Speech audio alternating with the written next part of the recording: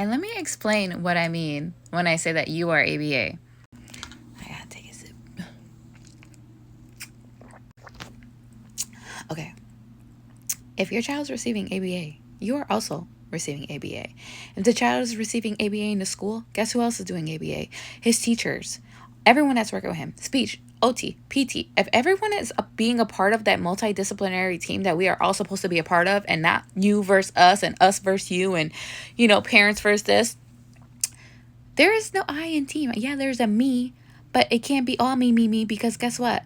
That child is part of a spectrum, and we are all part of their spectrum.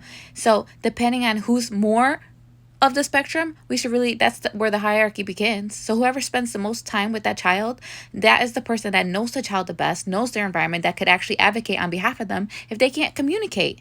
Okay, so we are the closest version of that child, because it's us rearranging their environment that is successful for them. What do we see? How they behave in certain areas? Oh, it's too loud here. We're bringing the headphones. Okay, I know that's and going from the classroom to the lunchroom. You better have your headphones. The therapist better have the headphones automatically so that they could prompt them if they need it, and not wait for them if it's time to, where before it gets loud, where it's actually going to hurt them. You're going to prompt them right before, like, oh, it's got to be loud. Okay, you got to ask for your headphones. Just remind them. Okay, you don't want them. You want to see and shape their behavior so that they can become independent, because we are eventually faded out. Okay, that's why early intervention is so crucial and important, because as they get older, we get faded out. So it's like, let's master as many skills immediately that's going to generalize faster in their natural environment as they get bigger.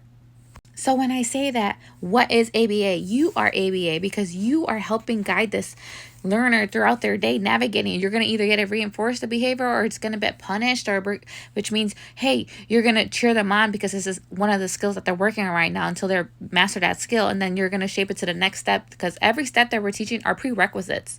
We're never going to teach a mastered skill the terminal behavior first. Like, no, they're missing a couple steps, and that's okay, because their brain works differently. So depending on the activity, things are going to connect in their own ways. Okay, and that's the whole point. It's shaping. It's a process. It takes a while. It could take months to pick up a behavior, and it could take seconds. You know what I mean? Depending on how the learner learns and how fast you learn your learner. That's why everything has to be individualized for all these kids, because they all learn differently, and it's perfectly fine. As soon as you find the way that they learn, that means you're going to master skills faster, because you found what works for them, whether it's visually, textually, hearing videos. Like, everyone is different and processes things different. So it's just like, oh, once you figure out your learner, you could pass your information on to the next person that they're working with, so they don't have to waste time trying to find that thing, because you already got the key to that door. You see what I mean? We have to work together. That's why multidisciplinary teams are so important. And I don't understand why it's so